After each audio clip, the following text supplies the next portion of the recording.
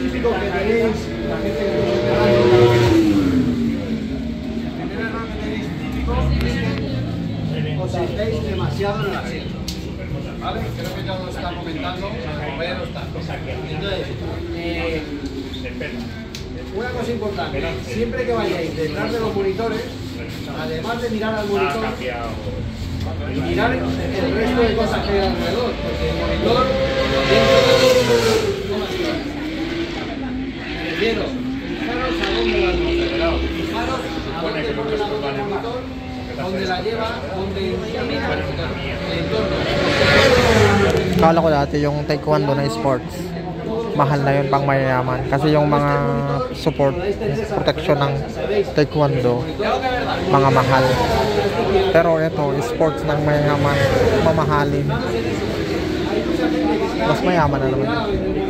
May CBR doon, o kaparehas ng motor ko.